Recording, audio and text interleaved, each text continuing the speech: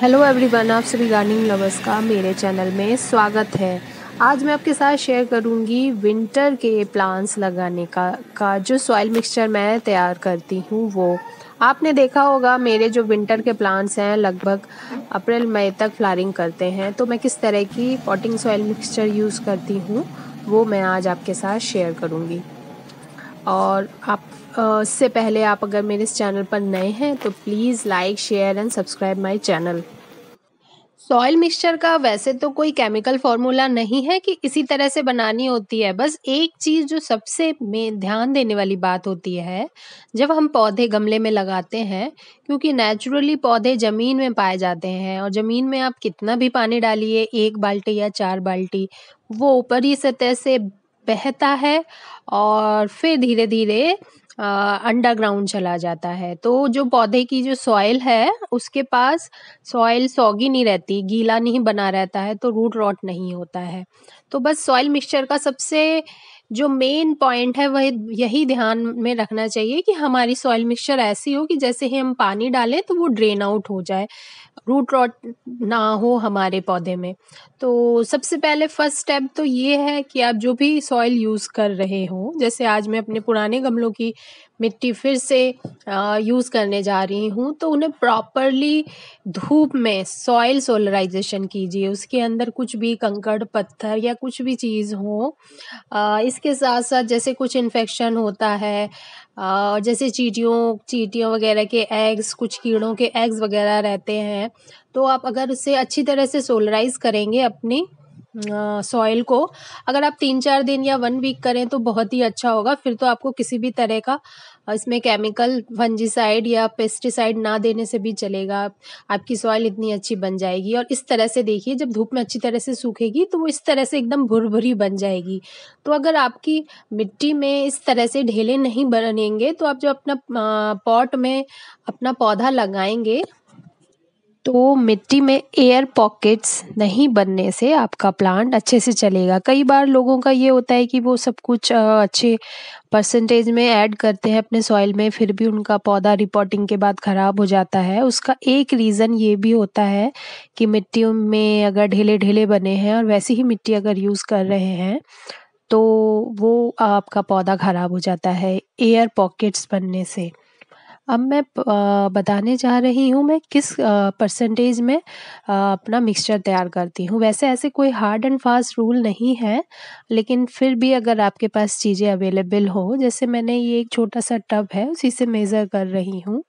1 tub मैंने garden soil ली है। अगर आपके पास कहीं के भी आप रास्ते की मिट्टी, आपके पास जो भी मिट्टी हो, इस तरह से देखिए धूप में सुखा के अच्छे से उसके सारे ढेले तोड़ के उसे इस तरह से बना लीजिए। 1 टब जब आप गार्डन सॉइल लेंगे तो इस मिट्टी में मैं अब ऐड करूँगी सिर्फ़ अच्छी तरह से वेल ड्रेन बनाने के लिए सैंड।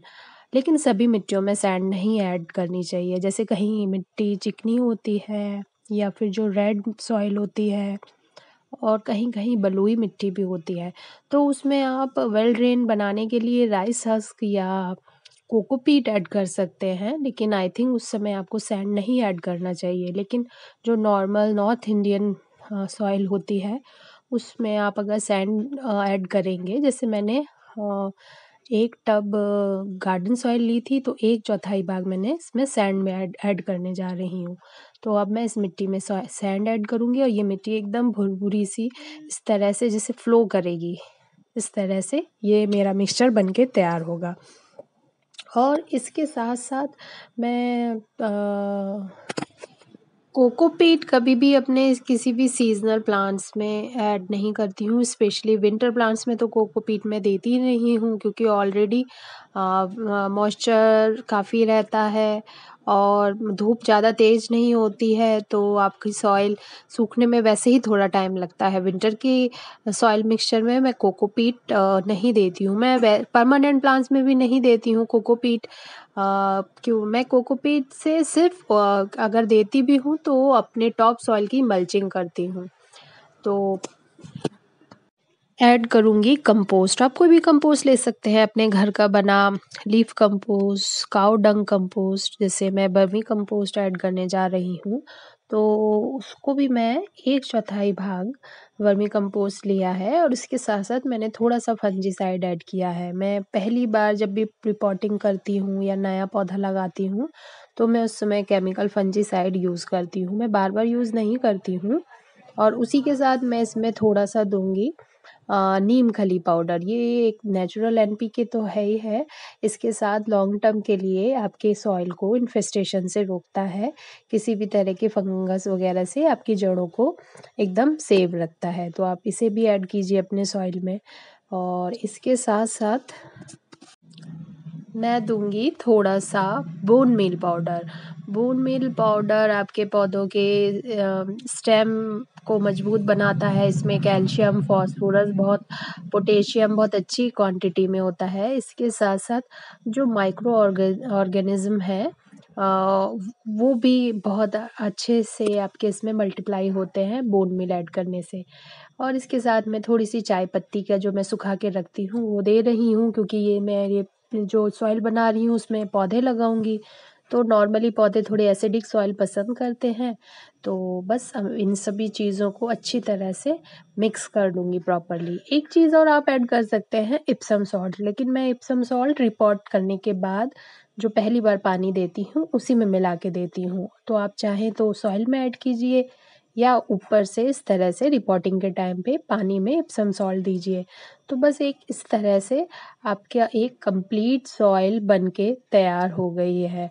आप जब इस तरह से सॉइल बनाते हैं तो 6 महीने तक नेक्स्ट आपको कुछ सोचने की ज़रूरत नहीं है और आपने सारी चीज़ें एकदम ऑर्गेनिक यूज़ की हैं, तो इससे आपकी सॉइल कभी भी इनफर्टाइल नहीं बनेगी। इसके साथ-साथ सॉइल और वाटर पॉल्यूशन भी नहीं होता है। वैसे तो आप कंपोस्ट बाद में भी ऐड कर सकते हैं, लेकिन अगर आप सॉइल मिक्सचर में कंपोस्ट मिला के अच्छी तरह से इस तरह से मिक्स करेंगे इवनली, तो आपकी जो सॉइल होगी वो सॉफ्ट बनेगी। जैसे कई बार नहीं होता है कि पॉट की जो मिट्टी है वो पत्थर जैसे बन जाती होगी आपकी, तो उस चीज़ से आप अगर कंपोस्ट को जैसे 1/4 भाग हमने कंपोस्ट अगर इसमें दिया है अपने सॉइल मिक्सचर में, तो आपकी मिट्टी एकदम सॉफ्ट बनी रहेगी। तो उससे जड़ें बहुत अच्छे से फैलती हैं आपके पॉट में और आपका पौधा बहुत अच्छे से ग्रो करता है। अब अगर आपके पास सैंड ना हो और कंपोस्ट ना हो, तो उस स्थिति में आप नॉर्मल सॉइल को उसी तरह से सेम सोलराइज़ करके एकदम भुरभुरी बनाएँ और जो आपका गमला है उसमें बहुत सारे ड्रेनेज होल एक अच्छे से बना लीजिए, प्लास्टिक का हो और नीचे आप काफ़ी अच्छी तरह से एक मोटी लेयर पत्थरों से भर सकते हैं या इस तरह से पुराने दिए वगैरह भी यूज़ कर सकते हैं। तो उससे क्या होगा, आपका जो ड्रेनेज होल है वो अगर सॉइल से बंद नहीं होगा, तो आपका जो क्या होगा, पॉट की जो मिट्टी में पानी जमा नहीं होगा। तो आप ये भी कर सकते हैं, ज़रूरी नहीं है कि हाँ आपको आपके पास सैंड ना हो तो या कंपोस्ट ना हो तो आप पौधा नहीं लगा सकते हैं। बस ड्रेनेज सिस्टम थोड़ा अच्छा हो आपके पॉट का, आपको बस यही ध्यान रखना है। और आप इस तरह से नीचे अपने गार्डन का जो वेस्ट है उससे भी एक लेयर लगा सकते हैं, जिससे जो मिट्टी आप अगर ऊपर फिल करेंगे तो वो नीचे ड्रेनेज होल में जमेगी नहीं और आपका पॉट एकदम वेल ड्रेन बनेगा।